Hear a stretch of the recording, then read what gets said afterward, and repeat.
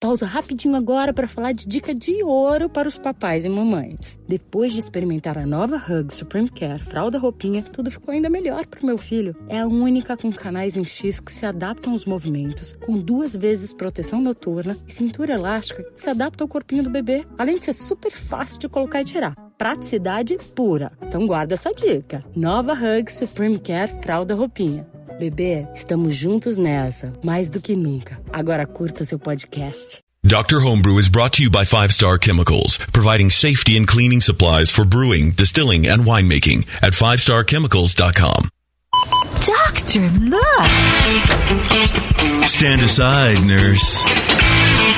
I'm Dr. Homebrew. Stand clear.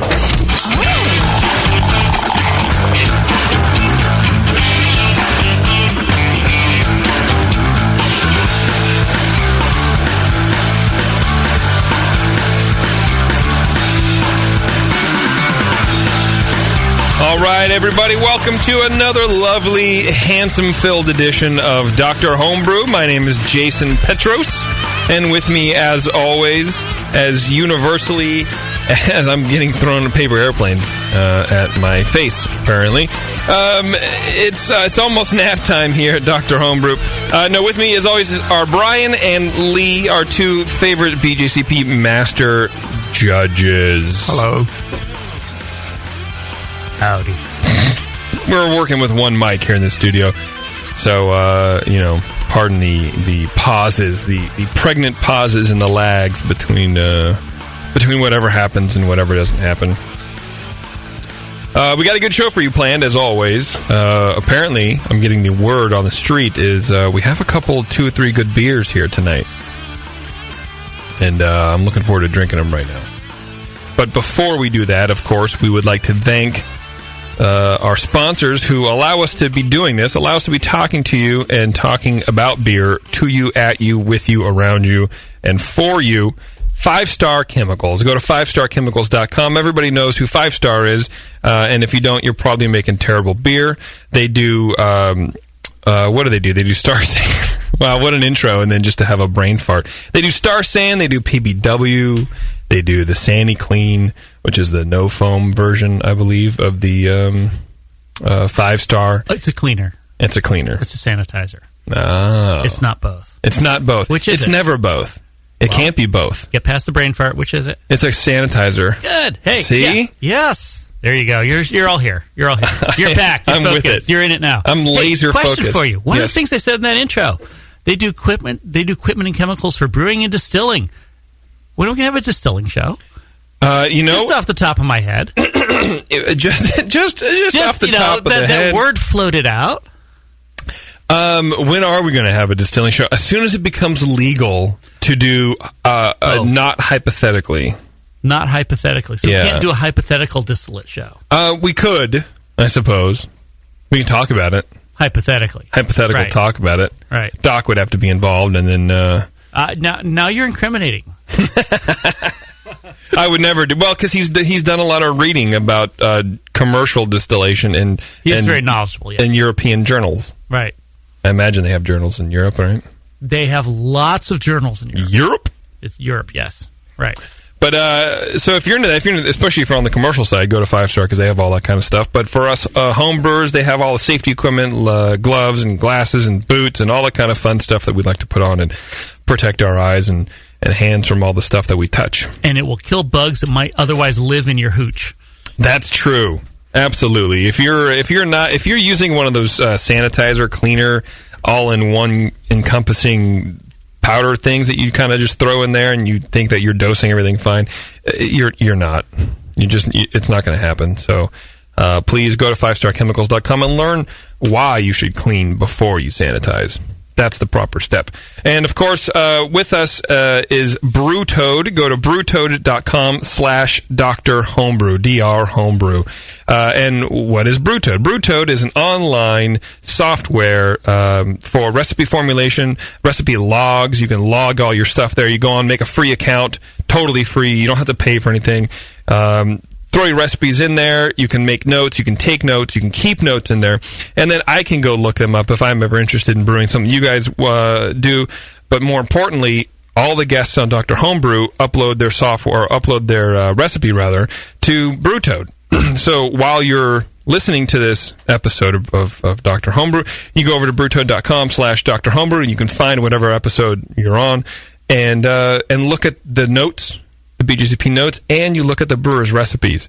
So it's kind of cool. That's a cool thing they're doing over there for us at BrewToad, and we really appreciate it. So show them some love. Go to brewtoad.com. Throw up all your recipes so the world can see. I forget the amount of crazy recipes they have, but they have like 45,000 home brewers on that thing. So if you're looking for a hard-to-find recipe, I guarantee you BrewToad will have it. So check them out, brewtoad.com.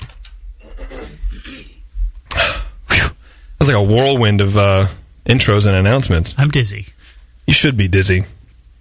You deserve it. I don't know what that means. I'm not sure either. What does that mean? Do I deserve to be dizzy? Sure. It can be fun up to a point. How dizzy do I deserve to be? I don't know. It depends on what you're huffing on. Pleasantly spinning or falling over and getting sick? Well, that's a good question. I don't deserve to be sick, do I? No, you're fine. I'm fine. Okay. You're doing all right. You're doing all right. Thank you. I feel so validated. So we have 2 in-studio guests tonight. I kind of like these shows. It's a different little vibe than us normally just kind of going, why isn't Skype working? Why isn't it working? So I really enjoy when local people come in. If you're local, or if you want to make the trip, come on down to the glorious Brewing Network studios, and we'll drink your beer right in front of you. We give you a face shield just in case you might need it. So we have, what do we have coming up here, Brian? I heard we have a Flanders-Style Dry Irish Stout that has been soured to some extent. What would you call that? Specialty. Yeah, that's how you would enter that, a specialty category? 23, yep, you bet. Yeah. I guess there is no, Flanders Stout category. I mean, I guess you could try the 16E, but I don't know what it would do next to some of that stuff. What is that, Belgian specialty? Yeah. I'm so smart. I'm really smart. I just pulled that out of the top of my head. 16E, Belgian specialty, right? Right. We'll get you a Band-Aid. Thank you. Thank you. I appreciate that. All right, let's take a break, and then when we come back, we'll be drinking this Flanders Stout. We just made a new style category, by the way. Look, if black IPA can be its own, fucking thing, Flanders Stout is now... Flanders Stout. Right. It's the next big thing. 16F Why category. not? We've got West Coast Stout, though that's not really a style, though it almost is. Right. All right. It's American Stout. I thought we should do, because we talked about black IPAs on the session a while ago, and American Black Stout, I forget now, American Black IPA, or American Black Ale. Yeah, thank you very much. Yeah. How about a Black Berliner I thought that was Weiss? great. Black Berliner Weiss. Yeah. Why not? You can just throw anything in there and it'll be fine. There is already a dark American lager. Look at you, smartass. We're going to take a break. When we come back, we're going to be drinking this dark Flanders stout that's not American, and it smells really good. So stay tuned, everybody. It's Dr. Homebrew. Pausa rapidinho agora para falar de dica de ouro para os papais e mamães. Depois de experimentar a nova Hug Supreme Care Fralda Roupinha, tudo ficou ainda melhor para o meu filho. É a única com canais em X que se adaptam aos movimentos, com 2 vezes proteção noturna e cintura elástica que se adapta ao corpinho do bebê, além de ser super fácil de colocar e tirar. Praticidade pura. Então guarda essa dica. Nova Hug Supreme Care Fralda Roupinha. Bebê, estamos juntos nessa, mais do que nunca. Agora curta seu podcast. Do you know the 3 most important rules in brewing? Sanitation, sanitation, and sanitation. And no one does it better than 5-Star Chemicals. 5-Star knows sanitation. You can only sanitize clean equipment. And 5-Star knows how to clean, too. For craft brewers and home brewers, 5-Star has what you need to keep your fermenters, serving tanks, kegs, and draft lines sparkling and free of any beer-spoiling bacteria. PBW, caustic, acid cleaners, Star San, Sand, SaniClean, lubricants and defoamers, pH stabilizers, and more. 5-Star Chemicals has cleaning supplies, safety supplies, heat exchangers, pumps, hoses, and valves. And 5-Star is proud to offer eco-friendly products that exceed customer expectations. If you have a cleaning problem, you need the 5-Star solution. Visit 5starchemicals.com or call 800-782-7019. 800-782-7019 and get the 5-Star treatment today. This Mosaic Pale Ale from Rebel Brewer is delicious. Yes, I enjoy it too. Wait, did you hear that? It sounds like a velociraptor. Why would a velociraptor be here? That doesn't make any sense. He's going for my beer. I'll stop him. It looks like our frightening friend just has a thing for Rebel Brewer hoppy beers. RebelBrewer.com has the largest selection of grains on the planet. And if you order before noon, most orders will ship the same day. 2/3 of the country gets their orders in 2 days or less. Rebel Brewer, the velociraptor of homebrew shops. Why wait? Quick, flexible, speedy, fast, not slow, and fast, and speedy. Visit RebelBrewer.com today. I'll rip your face off. Oh, and he'll totally do it, too. Visit today at RebelBrewer.com. Dr.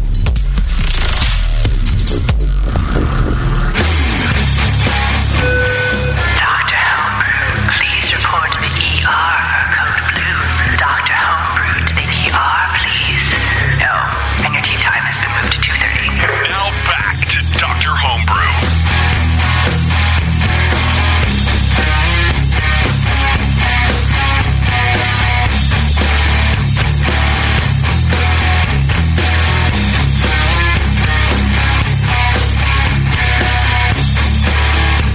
All right, everybody, it's Dr. Homebrew. Welcome back. We are about to dive into this Flanders Stout.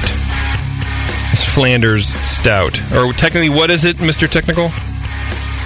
It's a dry Irish stout that was entered in a category 23 as being soured and barrel-aged in the style of a Flemish ale. Wow. You should write a book. Was it barrel-aged? It was barrel-aged. It was, okay. Oh. We're both learning things here. This is a room of learning. This is a safe room. We're here to learn about each other. Rooms of learning are never that safe. Well, maybe. Everyone has to wear gloves, though. And the brewer, we have Sam here with us, but unfortunately he has no microphone because our mixer is still traveling back from Gabbeth. So apologize. We're just going to talk, and then we're going to bring Sam in on the mic. And I could lend him my cell phone, and he could Skype in from it from 3 feet away. We know how well that works. So why don't you guys go ahead and fire off some words of encouragement to Sam here. I'll let you guys arm wrestle. See who goes first. All right. This is Brian wins. This is Brian. I just grabbed the mic and pulled it over my way, so Lee's trying to pull it back, but I won't let him. I don't think you should. Yeah, the specialty beer with the dry Irish stout base and Flemish. We'll figure out for a good name for this. This is the second show of the month here, isn't it? Or the second show of the night, as we call it. Anyway, has the roasty notes expected in a dry Irish stout. I found the asters to be just a bit perfumey. But there was some dark fruits in there too, a little bit. Some lightly sour aromas poking through, kind of gently. A little bit of plum-like. That's a very delicate description. Yeah. The poking through gently. Poking through. It was subtle. Like you're moving mist out of the way. Yeah. You just want to be very. Yeah. You have to really sniff deeply to get them. You know. Oh, here you go. Lee, say something. Oh, no. You don't want to hear what I have to say. Okay. Oh, I see where you're going with that. Sorry, I apologize. No. There was no hop aroma detected, and there shouldn't really be a lot in there. It's no DMS or diacetyl, no bad fermentation issues that I could pick up. It was more. If I had to pick a side, I'd say it's more stout than Flemish. It did have hints of that in the aroma, but not very extreme. And it smells pretty much like a stout that has a little bit of sour character to it, but not a whole lot. And so that's interesting. I mean, sometimes you get that in in the 13A category, and it might be unintentional. In this case, we know it was intentional, so that's cool. The color was deep black and had some kind of ruby highlights at the corners of the glass. You could see it seemed kind of clear, but hard to tell with a beer like this. It's pretty much opaque. Low, medium tan head that persisted fairly well, but just started low and kind of stuck around there. Covered the top of the beer. Pretty nice appearance. I gave it, third beer of the night, first beer of this show. Anyway, where's my scorecard? Flavor wise, the roast is definitely up front. It's cleanly brewed and only lightly sour. Coffee like notes supporting. There's hints of some chocolate bitterness in there. Pretty low, but clean ale fermentation of the base style seems apparent. The sourness is a side thing, but roast and a bit of alcohol in the aftertaste. It seemed like a bigger beer, and with a dry Irish stout, those beers can be in the 4% range to 5%. It's not a heavy beer. This seemed heavy if it were to be judged as a dry Irish stout. So take that for what it is. But it was cleanly fermented, finished pretty kind of medium dry. Had a little bit of dark fruit in the flavor there too, and yeah, again a bit of alcohol in the aftertaste there. It was kind of a big beer, not huge, not massive, just a little bigger than you expect. Mouthfeel kind of medium full body on the bigger side for body as well. Just a little bit chewier than a typical dry Irish stout. Moderate carbonation, hints of some warmth there. Slightly creamy, not really astringent, but just pretty smooth overall, which was nice. Overall impression, I would say it's a pleasant drinking dry Irish stout with only the faintest Belgian Flanders character. It's balanced pretty strongly with the stout, but it does in the aroma. And when I come back to it again, we judged it downstairs, and as it's warming up a little bit more too, that the Flemish character in the nose is actually pretty nice and enjoyable. It's to me, it wasn't quite as advertised. I wanted it to be a little more sour and to make it a little more interesting, but it was a very cleanly crafted beer overall, and just nice job of brewing it, and it's one way you could balance this. I haven't had a whole ton of Belgian stouts either, and maybe Lee has more experience in that realm than I do. But when you say not as advertised, some of them can be a little more sour maybe than that. But, what do you mean? Just you smell it and you think it's going to be one thing, and it's not as tart in the flavor, or what do you mean? To me, yeah, it's not as tart, especially in the flavor. In the aroma, it does have a nice, a nice soured note to it. Mm-hmm. Not a lot of whole lot of barrel character coming through in the nose, or in the flavor, but it's an interesting beer. It's not. I don't know what it would be like if it were more sour. I might take back my advice or thoughts about that if it was and it just didn't work. I'm just trying to figure out how this beer works, and to me, it works pretty well. I gave it a 36, which puts it solidly in very good territory. It's safe to say that it's not really traditional. Not traditional, yeah. It's not what you expect. Now, when you read what it's advertised as, in my mind, I thought one thing and it came through as another thing, which was pleasant, but just not what I thought or hoped for, I guess. Okay. But anyway, pretty nice beer, well brewed, clean, and an interesting idea. So agreed. I'll shut up and let Lee talk about it for a while. All right, Lee. You're on the spot now, dude. Oh, time for me to blather on, huh? Okay. I like this beer. I thought it was pretty good. I picked up in the aroma a lot of sort of Brett woolly animal character. Not a lot, but some of that character. Some roasty, ashy notes, dark chocolate and coffee, maybe just a whisper, threshold kind of pie cherry from the Brett. No hops, no DMS or diacetyl. I didn't get any phenols in the nose. Got just a little bit of sour coming through, especially as it warmed up a bit. The aroma was pretty much what I expected for this kind of modified base style of beer for the Irish Stout with the Roselaire blend that was pitched in there. Poured a low tan head, Fades to a bit of light cover, mostly fine bubbles. Is dark brown, maybe black. Couldn't really tell clarity, so it's probably verging on opaque. I don't know, what do you see there, Brian? Not much. Let's say opaque. I'll actually put that word down here. But that's okay. Stouts can be opaque, just like people. Flavor, coffee, chocolatey, roast malt, a little bit of ashy hint, light sourness, and there's a little bit of an animal Brett with a little bit of peppery phenols in the background. Low medium bittering, no hop flavor, fig date plum fruitiness. Finish is slightly sweet for a dry stout, with lingering fruit roast and Brett flavors into the finish. The style, kind of for a modified style, I thought for an Irish stout this was a bit sweet. Okay. And it's also pretty big. I think this is 6.6%.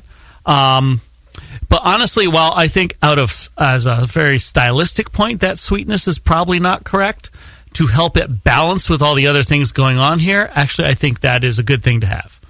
A little bit of sweetness to help balance out the sour, the Brett, the little bit of phenols I picked up. And really all those things were pretty low levels here. Now, not like threshold, but, none of those are dominant. It's not dominantly sour. It's not massively Brett. It is not, big-time phenols in here. They're all kind of, second notes to the roast. And actually, for me, that works really well. Mm-hmm. I've had a lot of Belgian stouts that were really sour, and I've had them that have had a lot of phenols and Brett character, and all those things really easily can clash with roast malt.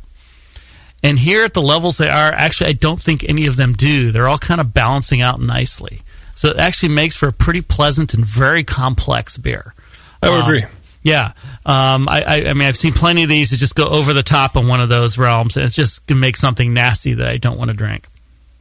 Where to finish up here? Low, medium body, CO2 is okay. Slightly creamy, a little bit of drying from the roast, a little bit of warming from that alcohol, a little more than I expect for the style, but that's okay. There is a lot going on in this beer, but it's very well balanced. The sour and the roast, like I said, they can go bad places. And the Brett phenols, I mean, especially phenols and dark malts, roast malts, can get into nasty territory pretty fast. Yeah. But they were restrained enough here that actually stayed interesting as opposed to bad. So I think actually the balance was very well done in this beer. It's a bit sweet for the base style, but given what was being achieved here, I wouldn't really hold that against it. I wouldn't really change a whole lot in this beer. More Brett or more sour, I think, would hurt the balance. I'm not sure how or what I would offer to improve it. I mean, I gave it 40, which is a good score. It's not a perfect score. But this is such a complex balancing act. It's almost hard for me to come up with things to improve it. I mean, maybe a little drier if you really want to call it a dry stout. Otherwise, maybe just change the name to a sweet stout or a oatmeal stout or something. Yeah, export would actually kind of work for this. By a few points for a word change. Other than that, I don't know. It was. This is just one of the most interesting, complex beers I've had in a while. I just think it's really nice stuff. Maybe figure out how to make it clear. Not that that's necessary, but it always helps. But yeah, good beer. Nice job. A very interesting blend. One thing which I didn't pick up in here was much barrel character. This was barrel age. I mean, there's a little bit of kind of a drying on my palate late in the after finish that I might attribute to sort of a lignin woody kind of thing, but it didn't really come through in the flavor very much. So I'd be curious to hear what sort of wood was used in this and how you approach that. Any more comments, Brian?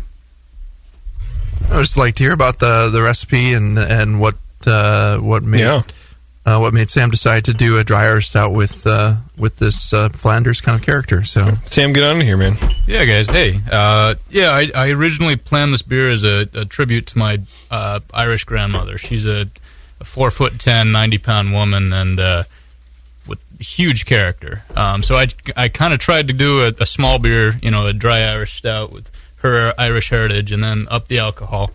I was shooting for around 7% with a dry Irish stout, which I know is out of character for the style, but I kind of wanted to emphasize those flavors and just kind of up the alcohol, up all the intensity of everything. And so after I brewed it, it was about 2 weeks in the fermenter, and then I racked it over to this is the second time I've used this barrel. The first time was for another Imperial Stout, so I figured it would be okay going into there. And I really didn't intend for it to be quite as sour as it was. And honestly, tasting it now as compared to 2 months ago, it's definitely changed. 2 months ago, I was getting big dark cherry fig notes that I'm not tasting anymore. It seems like the Brett has taken over a little bit more now, kind of dried it out, a little more barnyardy kind of flavors going on. Whereas 2 months ago, like I said, it was just fruit bomb. It was totally out of character for a stout, but it was still tasty. And that's when I printed up the labels and and sent out the bottle. So that's probably what you guys are looking at. But beyond that, it was in the barrel for about 6 months. It was next to some Roeselare and some Lambic barrels that I was doing, and I think that's kind of where the sour influence came from. So I'm glad it worked out quite well. I was actually out at sea for about 6 months, and I came back and I tasted this barrel, and it had just the right amount of sour character. So I filtered it down to 1 micron and then bottled it up. So I hope to catch it at the right time, and it seems like I got it right in balance. It should be clear then. Yeah. It should be nice and clear. 1 micron and you can't see through it. At the corners, though, you can see it's pretty clear. If you tilt it in the glass and you get to the edge, it looks clear. It's just very dark. Yeah, I was saying 1 micron, you can't see through it. It's just really dark beer. That's awesome. How many barrels do you have going at a time? I've got about 4 20-liter barrels going right now. So this one, it was a clean barrel, and I just pitched a Flanders Red into it. So now I've got 3 Flanders and a Lambic barrel going right now. Wow. That's pretty good, man. You guys, you have any follow-up questions for Sam at all on his process? Bring back some more beer. Bring that Flanders when it's done. I bet that'll be nice. That's more of a demand. Do you have any questions for the guys, Sam, on the feedback they gave you? No. I was kind of thinking maybe export would be a little better, but do you think is it just the sweetness that you would categorize as maybe a little higher along with the alcohol, or is it some of the flavors you're picking up? Yeah, both the sweetness of it and the alcohol level and the kind of tropical fruit character you get a little bit in there. It's and a little bit of the dark fruit that's in there that's pretty standard for that kind of the foreign export stout. So sometimes just playing with the words on your score sheet can, like Lee said, score you a few extra points. And I would leave off the barrel aged comment too, maybe, and just if it's not quite coming through as strongly, you're not getting a lot of vanillins in this and a lot of there's no booze or anything, but just don't declare that, But whatever works for that, and that's just a fine point, but. No, I say, I think as an export it might score a little better, but, keep it as an Irish if that's what Ethel would like. No, that's what this is really all about. And as for the barrel thing, there was no spirits in this barrel, I take it. No, this was a clean American oak barrel. It had just been used the once before for a Imperial Stout. Right, okay, yeah. I would consider seconding Brian's comments then, because the wood doesn't come through that much, and people often look for wood and booze as soon as you say barrel.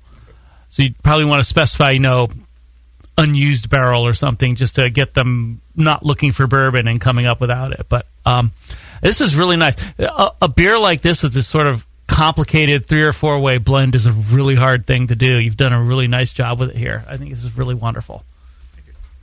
Excellent. I agree. Howard Johnson is right. Yeah, very good job, man. I appreciate that. Do you enter this at all in competitions? Have you ever entered it before? I haven't yet. I've only got about one bottle left, and I'm getting married next year, so I'm hoping to take that over there as a grandma.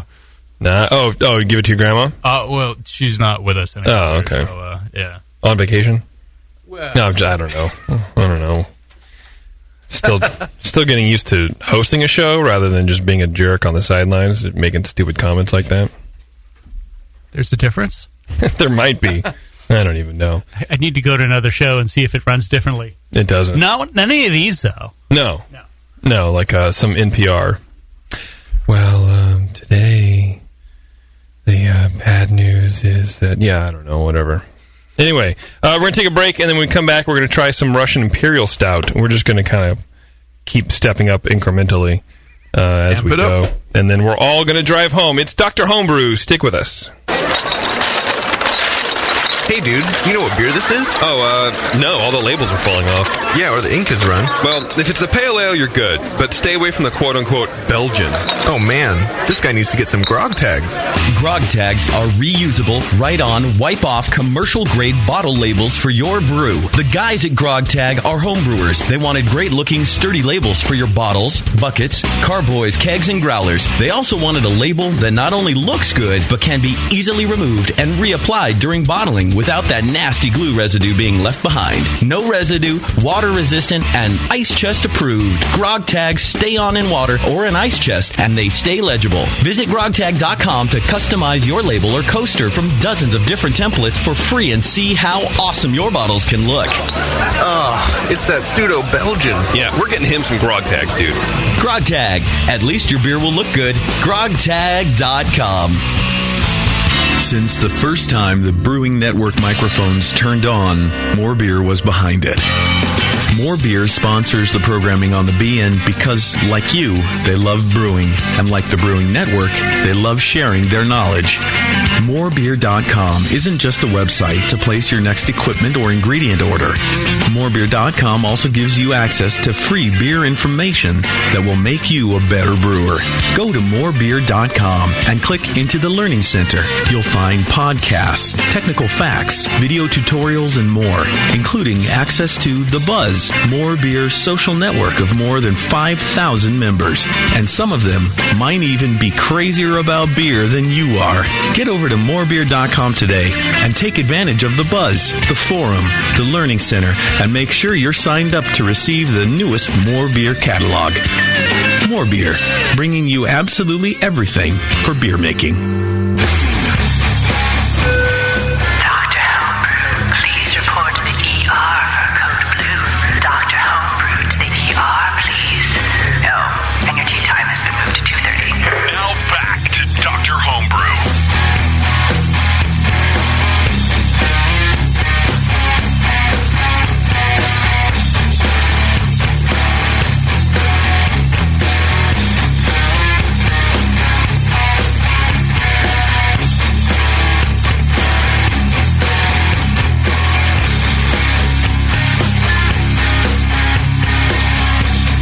All right, we're back with Dr. Homebrew.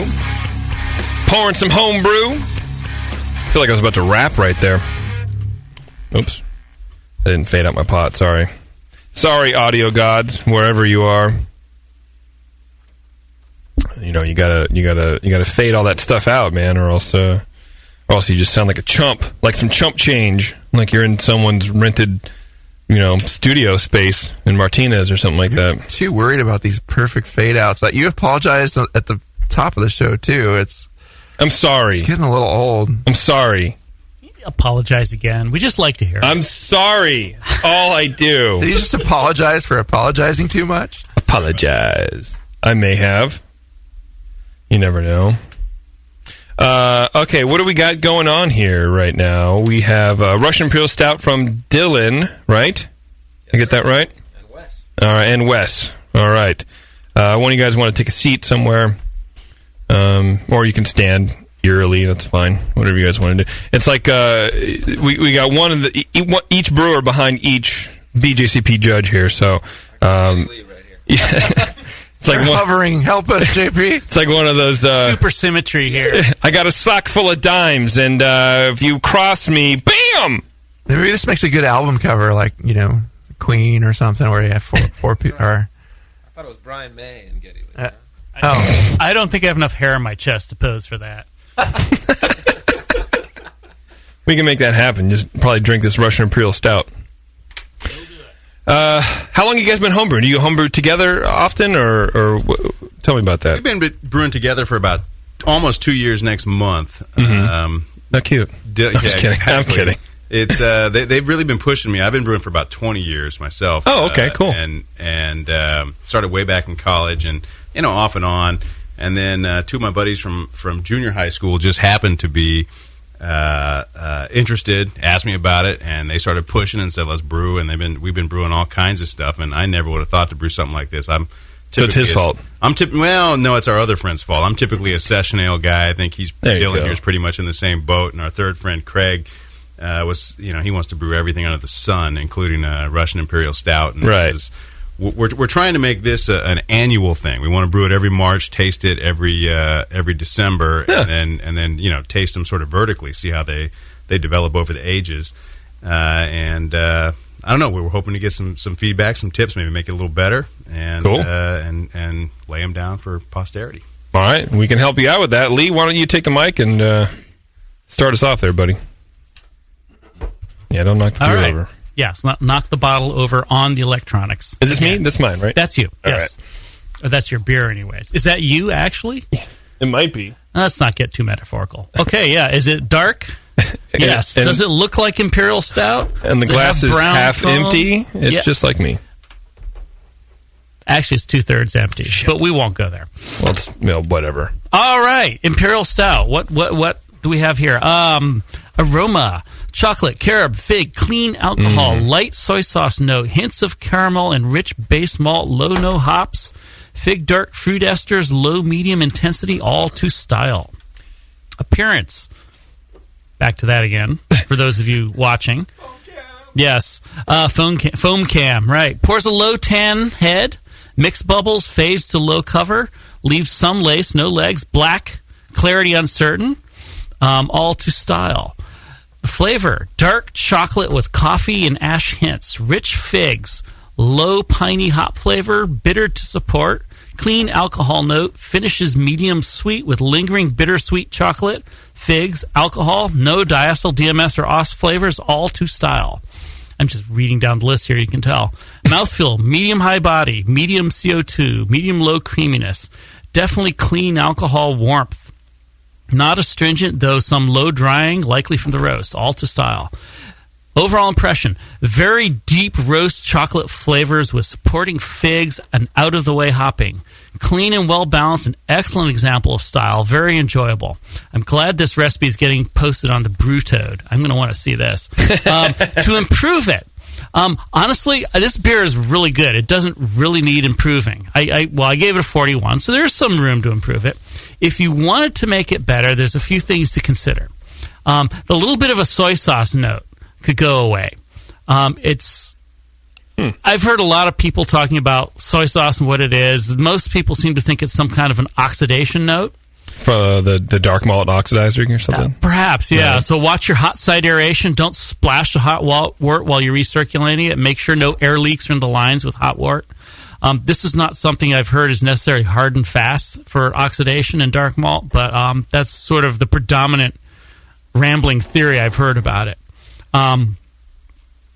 So a word on this beer, I mean, it was very, very rich, deep, dark, chocolatey as opposed to ashy roast malt flavors, is very smooth and pleasant and easy to drink. Is really nice balance. It would be hard to think how to make it better from a number of ways because it was so pleasant and easy to drink and so smooth and rich. The things I think could make it better are some points for style. If you go through the guidelines on Imperial Stouts, what it says about them a lot is complexity. There's a lot going on here, but the complexity could be boosted up a bit. So maybe some things, and I don't know what your recipe is, but either adding or emphasizing a couple other sort of flavor or accent malts, like a little bit of Munich or some Victory or Biscuit or something, just to give a couple different notes to the malt flavor. That might help. I wouldn't increase the hopping flavor on this. I got a little bit of a piney note, and I think more than that would actually get in the way of that nice dark chocolatey smoothness. The other thing you could try and do, it ends up being almost a bit risky, depending on how well you know your system and your setup, is to try and bring out a little bit more esters from the yeast when you do your ferment. So maybe a slightly higher starting pitch temperature, no more than a degree or two, I would think, at the start. If it goes south, you're going to get some fusely nasty junk. But if it works, you might get some nice stone fruit or berry esters or something like that from the yeast to add into this. But if you were to make this again and just do exactly the same thing and make the same beer, I'm still going to come visit you. This is really nice beer. This is wonderful stuff. I think it's really good. To me, it actually comes out very similar to the North Coast Rasputin barrel-aged beers without the barrel. It's a very close copy of that kind of that dark, heavy chocolate without being heavy on the ash kind of flavor profile. That's a really nice thing. I think you guys did a good job. Thank you very much. One of the things we did was it's White Labs 01 California ale yeast, and we pitched it at 64, which is pretty cold. I mean, are you thinking maybe go up a degree, 2 degrees? What are you thinking? You know, getting yeast to perform like that, it's not always a matter of, you know, bump up 2 degrees and get X. It's kind of knowing your system, knowing your yeast, knowing your profile. It might take some experimentation. I wouldn't bump it up a lot. So sure, 2 degrees higher at a start is probably a good place to try. I don't know that I'd go any higher than that, not a first time on the first time around anyways. It's basically a guess. In the end, I mean, breweries that turn this stuff out professionally are brewing the stuff repeatedly. They get to know their yeast like the back of the hand and exactly how it will perform. It's hard for most homebrewers to get there because they usually don't use the same yeast in the same beer that frequently. But in general, that's the direction I would head on this. But I wouldn't push it too far. I think you just want a little bit extra on that front to go, you know, to add a little bit more points of complexity to this beer. That's all it needs. And it doesn't really even need that, but that might make it a little better. What was your score? What was your score? I gave it a 41. I think maybe I should have given it a few points more. All right, yeah. What did you give it, Brian? I forget. I gave it a 38. I agree with the comments about going really gentle with the change in ester, production. Not just a slight change. Like I've heard that a 1 degree difference, increases the ester production sometimes like tenfold or something like that. It's just crazy how much just little differences like that early on in the fermentation can make. So, yeah, just go careful and don't go crazy with that, or you will get some of that crazy hot stuff and it'll start to detract. But yeah, 64 is pretty cool for this, and it could. I mean, it did a good job, obviously.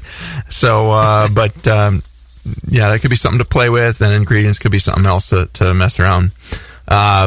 I agree with a lot of what Lee said there. It was fairly rich, roasty malt with some coffee. No hotness to the alcohol in the aroma. Just clean, medium alcohol presence. There's a low raisiny and plum-like note in there. It wasn't. What I liked about the aroma is that it wasn't ashy or burnt smelling. Just clean. No DMS, diacetyl. No real hops coming through in the aroma to me. Maybe a hint of an American thing and like a citrusy, a little bit of the piney, maybe even in the background, but it's balanced in the aroma. The appearance, deep black, very, very much opaque. Even when I tilt the glass on this one, it's hard to see through it. Some reddish hints at the corner of the glass. That's all I got. So kind of a low tan head that persisted only briefly, but that's what happens when you have this much alcohol in a beer. The head just drops right down, and that's totally expected. So full points for appearance. Hey, 4 out of 4 for tonight. There's my scorecard. Check it off. Very rich in the flavor, very rich roastiness. Our brewers are doing great. Very rich roastiness, intense, and just a bit of smoke-like character in the flavor, I thought. It wasn't there so much in the nose, but in the flavor you get a little bit of that. Just from how much roast is there. It was like a bittersweet chocolate morsel kind of flavor in there below that. Pleasant. It was. It tasted pretty young. I have to say, it was just a touch rougher on the edges, and letting a beer like this age a little bit longer. It seems young. How long ago did you guys brew this one, guys? Yeah, so we brewed it in April, and really the reason we brought this in is we're hoping to make this literally year after year. We put down 10 22s, and we're hoping to get together and drink it every year for the next until it's terrible, So that's the plan, to put it down for a while. Cool, thanks. Yeah, that's a good plan. That is a good plan. Save it and drink it, and save it and drink it, and then make some more and drink that. Yeah, the hops were pretty low in the flavor too. It wasn't, the bitterness level I thought was just right with the balance, the roast and the malt that's in there. If you went too crazy with that, it'd get a little heavy and crazy. Finish is kind of semi-sweet. A bit. There's some alcohol in there, definitely, but not really rough. I think that any kind of roughness to the alcohol will age out as you let it sit around a little longer too. It's pretty smooth alcohol in the nose, and just in the flavor, I got a little bit of roughness to the alcohol, but not bad. Fairly full-bodied with a medium-low carbonation, fair amount of alcohol warmth, slightly creamy, not very astringent, and despite how much dark malt is in here, that's a nice achievement because it's a pretty smooth beer, pretty smooth on the palate, and a nice job there. So mouthfeel-wise, it's right in the neighborhood. So it's a pretty aggressive and young-seeming imperial stout, just a bit rougher on the edges. It could benefit from some aging, even extended aging. Save some of this for years if you can, and see what it tastes like. If it starts going south, then just drink it faster. But block party, very cleanly brewed and tasty stuff. I would, you might reduce that. The aging, it will reduce some of that smokiness in the flavor probably, and it's not really ashy or acrid or anything, so it's not. That's a fine point. You could back off the darkest roast malts just a little bit and bring up some of the chocolate and maybe some caramel in there, some other malts that Lee mentioned, because it did to me lack a little bit of the depth too and the complexity that you really want in a Russian Imperial Stout. But it's a smooth Russian Imperial Stout, and it's very drinkable. Has a lot of the flavors you want in there. Very nicely brewed, and again, it's hard to make such a big beer like this. That's this smooth and drinkable. So, be careful of what you adjust with it, and go slow. Maybe adjust one thing at a time, preferably, or maybe two if you really know there's something you want to change and something else you might want to tweak. So, but yeah, great recipe. I gave it a 38, and that's in excellent territory. We're both in excellent territory on this beer, so I think it's a very nice job. We had some really nice stuff on this segment here. So I agree. Thanks, guys. Cheers. What do we want to learn from them? Well, can you go through your recipe a little bit? What malts were in there? Can you guys talk about that a little bit? Yeah, the recipe sheet. Do you have the sheet? We'll digging it up on the phone. No, yeah, I think it's with your cooler. Okay. Well, just roughly. You can do off the top of the head. That's fine. Yeah. It had 2-row. It had about 7% roast barley, 4.5% special B, and about 2% of chocolate, pale chocolate, 2%, and 2% of like a 60 Love caramel. What do you guys think? Pretty good grain bill start. It tastes good. Yeah. What was the starting gravity on it? 100. 100, and the finishing? 29. Okay, and how many IBUs? Give me 1 second. We're going to quiz. Did you guys send in this recipe to go up in the Brew Toad? Not yet. We will post it. Oh, definitely do. I'm going to look at that.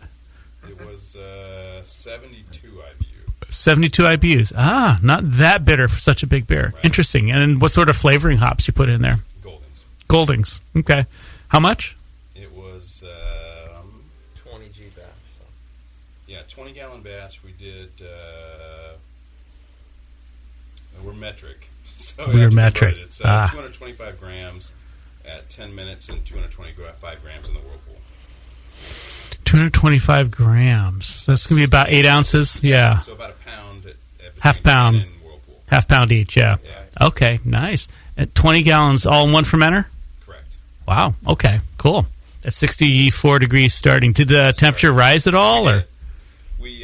We let it rise 64 for a couple of days, and then it rose up 65. I think ultimately we finished around 70 to make sure that we got rid of all the diacetyl and everything else. Yeah, it seemed to have gotten cleaned up nicely, so good job there. Yeah, very good job. Do you guys have any questions for the judges here? I think we've gotten a little handful on changes, but, now that you've heard the recipe changes, maybe you could advise us. We're going to brew this thing again in April and put a bunch of those down. So we'd like to kind of keep the recipe moving. So any objects there? Also, I have a man crush on JP. Thanks for having us, JP. Hey, no sweat, man. Appreciate it. I'll be able to sign autographs later. It sounds like you use just regular chocolate in there. Sometimes throwing in some light chocolate can add some nice complexity in there. I love pale chocolate. The pale chocolate is a really nice malt to use sometimes, and I wouldn't go too heavy with the caramel, but you had some in there, but maybe just bump up what you did have a little bit, and I think those two changes would make a really nice, even nicer beer. Lee? One of the comments that I heard, I think it might have been from Lee, was to maybe back off on the late hops. And we had half a pound at 10 minutes and half a pound in the Whirlpool, and I don't know, maybe cut both of those or cut one. What are you thinking? I don't know. Actually, I think the late hops are pretty good in here. It's just they're pretty subtle. I would not add more. You could back them off a little bit, but honestly, I think they're adding a nice bit of complexity here. I wouldn't want to get rid of it. If you did, you'd have to have something else step in. So I think actually the late hopping's pretty good on this. In terms of what to add, a lot of people throw crystal in here, and it would probably work, like some high loft crystal, but I would almost lean to something more on the toastier side, like some Munich or Victory biscuit sort of things. A few percent of that, just to give a little bit of a toasty note to it, maybe a little bit of Vienna or something, even for like a bit of a melanoidin character. Just a little sort of background note to, add a little extra something to it. But it's so good. It's that could increase the complexity. I'm not sure it'd make it better, but it'll make it more complex. And that's sort of where we're coming from on this. It's like it should be really complex. This is a fabulously good, straightforward stout. If you want to make it more complex, you might have to add a couple other things into it. But you don't want to ruin the balance you've had here. You just want to sort of add a couple sort of secondary notes into it. One of the things that you guys said that I've never heard before, and I couldn't put my finger on it when I was tasting it until I first heard it for the first time, was the soy sauce note.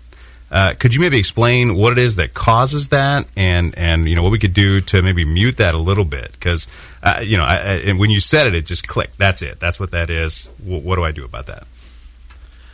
I'm not 100% sure. I come across it a fair amount in stouts. Sort of the how would I phrase this? The predominant folklore on it that I've heard is it's an oxidation thing, but I've never heard anyone be real like, hands down, this is what it is. I would love to find out myself. So I'm not sure I can really help you on that. But if it is oxidation, no hot side aeration, pay attention to all those things I was talking about. Don't stir oxygen. Don't stir your kettle very much if you're trying to do a whirlpool, or if you do, try keep from splashing it. Make sure there's no air leaks in your lines if you're pumping the stuff out, stuff like that. Maybe JP can get Charlie Bamforth on the phone for us here, or Gordon or somebody. I do have the Bamforth hotline. Hold on a second. All right, cool. Let me see. I got him. Hey, I got him right here. Hang on a sec. Charlie, you there? Darn. I got him Not right here. Again. Charlie. Shit. No. Loves his sleep, I guess, huh? Wait, one more. Charlie. It's no go, dude. The Bamforth line's down. Nice try. Yeah. We love your books. On the other end is a bright red phone that just lights up, and he's just sleeping through it. Whatever, dude. Get away. I don't want to answer your calls again. Ultimately, I just breathe on the phone with them. And like Lee said, though, if you do push something up, you might need to pull something else back a little bit, or is what I was thinking when he said that. Mm-hmm. So it will change the beer, so be careful with that. But I do agree that some toastiness in there would be nice too, and it does have a fair amount of like bittersweet chocolate. Some more fuller chocolate flavors would be nice. So maybe a little bit of each and see what happens. But yeah, experiment slowly. And with the hop thing, definitely that the late hop character is going to fade out with age. So just intend on when you make this beer, age it for a few months before you even taste it, and then age most of it for 6 months or more before even drinking much of it. So that's my advice. It's a good beer for the undertaking you guys are trying to do. Definitely, it'd be interesting to get that vertical 10 years. Is this what number batch is this? The first one? Yeah, April. Man, well, you guys are already off to a good start. I'll tell you that. All right, you could do worse than to just make this again. And again. Seriously. That's true. Thank you. Well, we appreciate it, guys. Thanks very much. Yeah, well, thanks for coming all the way out here and bringing us your beer, more importantly. We're going to take a break, and then when we come back, we're going to do a little mini wrap-up and then get out of the sweat box we call a studio. Hang on a sec, it's Dr. Homebrew. That's it. I've had it. I am never putting hops in my beer again. What? Why? It's just too ridiculous. Insane prices, stupid contracts, high shipping costs, crappy selection. Dude, you need Nico Brew. Nico Brew will rock your f***ing face right the f*** off your f***ing skull. $5 shipping to all 50 states. Plus fantastic international rates get you low prices on Nico Brew's great selection of hops and more. Whether you're a home brewer, a pro brewer, or a homebrew shop owner, Nico Brew can get you the hops you need in increments big and small, single orders, spot buys, or full contracts. And there's only one place to join the uber special secret elite bare bones club where you'll get the best deals anywhere. Holy shit! NicoBrew.com. NIKOBREW. Nico Brew, your bare bones buddy in the brewing business. Hello, fellow BNers. This is Sully from the 21st Amendment Brewery located in San Francisco, just 2 blocks from Giants Park. Before Nico and I opened the 21A and before I was a professional brewer, I homebrewed on my small 4-burner apartment stove in a back house in Santa Monica, California, making my extract brews before graduating to the daunting idea of all-grain brewing. Homebrew books and information was hard to come by back then. The internet hadn't been invented yet, along with other things we take for granted today, like electricity and potable water.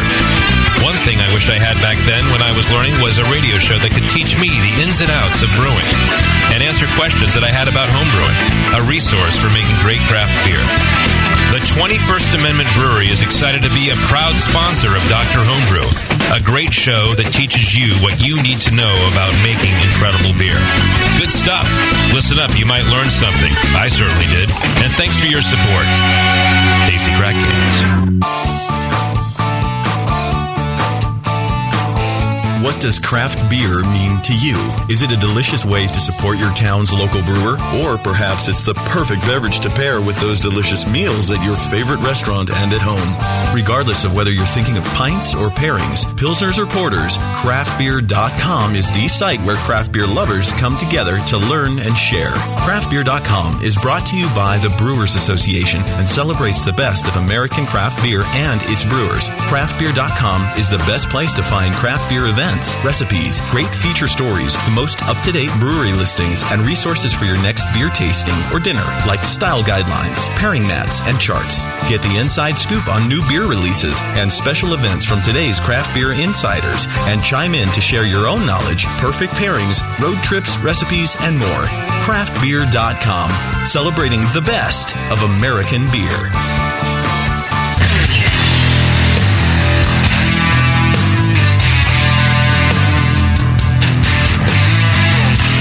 Back to the examination.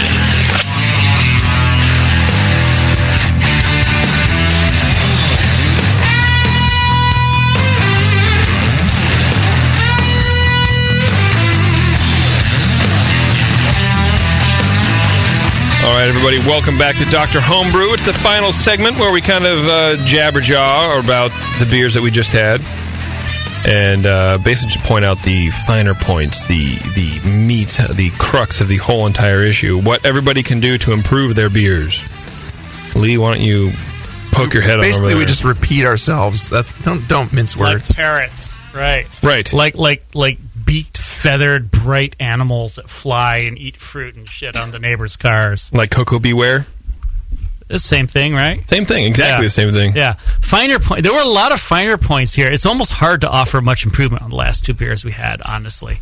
I mean, the dry, stout, Flemish sour sounds so weird and messed up like it couldn't be bad, but actually it ended up being an exercise in a delicate balance of a lot of often contrasting and fighting elements that actually ended up working pretty well. It's got Irish stout style roastiness. It has a little bit of Brett. It has a little bit of sourness. And those things can all fight badly if they're not balanced properly. But here, they all came out well. It really was a very nice blend of beer, of flavors in that beer. The Big Imperial Stout, that was the next one. We're doing the Stout Show here, I guess. This is like all the shows where we had like 2 IPAs. Now we got 2 stouts. Look, I'm not complaining this time. Not that I was before, but the Big Imperial Stout was rich, bittersweet chocolate, smooth, way too easy drinking for how strong it was. Very clean ferment, very nice beer. It really, there's almost nothing you could do to make it necessarily better. You might be able to make it more interesting by trying to add maybe a couple of little doses of other flavor malts, or trying to just crank the yeast just a half step to get some more esters out of it, to add some more points of complexity to it. But as it is, it was just wonderful beer. It was really nice. Agreed. Brian, do you agree with that? Yeah, I'm not going to say anything else. That's perfect. No. Yeah. No, definitely and as it warms, it gets even more pleasant. The dry Irish stout, sour barrel Flemish ale aged specialty base ale beer. Stop. Sorry. Well, I just have all these words written up here, and I'm trying to piece them together in a way that sounds catchy, and I think that caught it right there. I think those are called sentences. Sentences. Oh, yeah. Yeah, no, I think, just being the category of dry Irish stout in the name there, it's, it's obviously Irish in nature, and we were talking about during the break, Sam used an Irish yeast to do the main ferment in this beer, which worked really well to keep those, if you had fermented it with a Belgian yeast, it would have had a lot of the phenols that would have been fighting with everything else there. And so this worked well when you think, a Belgian stout, they can be very different from what we're used to as stout. So this, to an American palate, but even to a palate that's experienced with a lot of different beer styles, it works pretty well, and it's a nice beer. So you could recategorize it, you could rebrew it a little differently, or you could just keep brewing the same thing. If it's a nice tribute to Ethel. So. And the Russian Imperial Stout, very, very tasty, very solid, rich beer, and roasty and bittersweet chocolate just screaming at you. And it's amazing to have the beer be this smooth and so big, like I said. So it's complex, but it could use a little bit more different things in there. But experiment slowly, and just this sounds like a cool project. This sounds like something. We need to become friends with these guys. We're going to meet some people on the show that we want to hang out with. This is good. So, but yeah, overall, it's been a really nice show. We have had 2 wonderful beers, and excellent for what they both are, and they're very different beers. They're both stouts, but it just shows you the breadth of the stout category. It has what does it have? 1, 2, 3, 4, 5, 6 different categories of stouts that you can enter in a competition, and our first beer wasn't in any of them. Yeah, or you could have a specialty, which gives you a 7th. So yeah, that's a specialty beer. That's pretty good. Yeah, it's great, and homebrewers are doing some really cool things out there, and you can either reproduce a beer like a Old Rasputin, without the barrel aging, or you can just do something completely unique and freaky and cool, whatever you want to throw out there, and play around with it until you dial it in. Some of the best brewers do the same beer over and over, and it sounds like some of these guys intend on doing that. So it's cool. Cheers. Good beers. Yeah, very awesome. Thanks everybody for coming in. I appreciate it, and bringing these tasty beers. It was very good. When we started the show, it was kind of like, oh man. When I was pitching the idea to Jay, he's like, but you don't really like drinking homebrew. What are you going to do with all these homebrews that come through? And I'm like, well, get other people to drink. Yeah, they get other people. He'll suffer through them. It'll be fine, but we haven't had. I can't think of. Maybe one, which were nameless. Pete Munoz. No, I'm kidding. First name that I could think of that I knew that wouldn't be mad at that. Everything's been really good. It's kind of like we're getting good beers. We are. And how do you even though the point is to try to make improve stuff and whatever. I mean, there's always room for improvement, I suppose, but it does make it challenging, I think, a little bit for you guys, I'm sure. Because I just stare at all the pixels on the screen and just try to count them every show. Send us some horrible beers there. Yeah, send me terrible beer. Send us terrible beer so JP can get back into his routine. You're throwing him off. Right. Yeah, we'll have him judge us. Keep sending us the good ones out. Yes, please do. Yeah, thanks. All right, let's get out of here. What do you think? Okay. It's time. All right, it's been Dr. Homebrew. I want to thank our sponsor, 5 Star Chemicals. You can go to 5starchemicals.com, learn all about 5 Star, learn about why it's best to clean before you sanitize, and the right kind of products to use for that.